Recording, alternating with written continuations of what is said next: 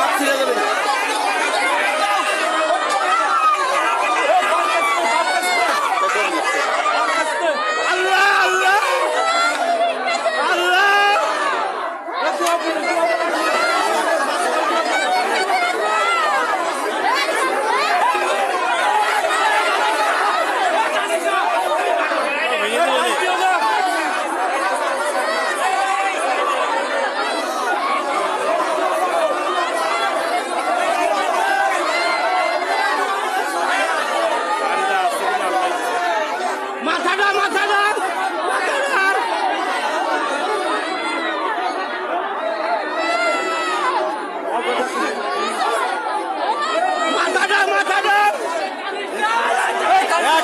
টানিস না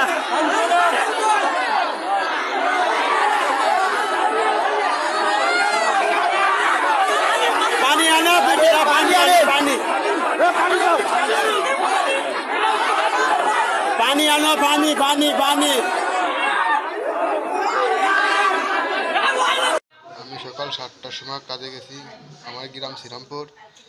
যখন আমি 7টার সময় গেছি তখন প্রায় 8:30 বাজে। ওই সময় আমি যখন মাটিতে কোপ মারছি, লাস্টে যখন কোপ মারছি ওই সময় মাটির দলা যখন ভেঙে পড়লো, তখন আমারে কেউ আবার তালাশ করে পাচ্ছে না খুঁজে। তখন সবাই চিৎকার করার পর তখন লোকজন দলা হয়ে পরে মাটি খুঁজে আমার বাইরে করছে, উদ্ধার করছে আধা ঘন্টা পর। আমি রুবেলের আম্মা, আমাদের বাড়ি শ্রীরামপুর আলকানন্দা।